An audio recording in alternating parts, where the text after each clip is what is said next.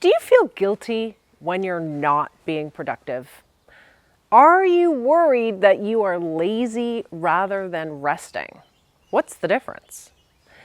This is something that I've been thinking about recently, and I heard a podcast discussing exactly that, resting versus laziness.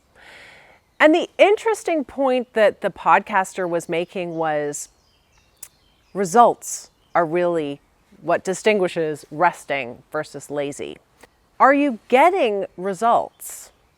And are the results coming first and then you're resting, or are you resting first? Not to say that resting first is actually lazy. That's not what the point was. The point was that how you are using your resting. Is your resting actually recharging you?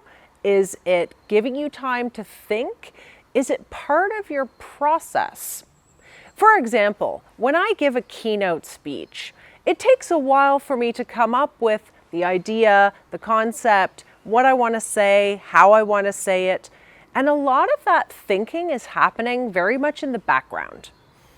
And it feels sometimes like I might be procrastinating putting pen to paper, but in fact, it's really part of the process. I need that time for my brain to be ticking over in the background first. That's resting. Laziness tends to be a descriptor that we often give ourselves when we don't feel like we are doing what we should be doing. So here's the question.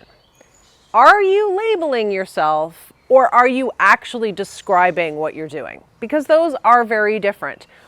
Labeling yourself tends to be debilitating and or it gives you an excuse. But describing yourself is awareness and helpful. So the next time you're thinking about how you should be productive and you're not, are you procrastinating? Is it part of your process? Are you resting or are you feeling lazy? Because the distinction is really going to drive what you do the next time. And that's my thought for this Thursday.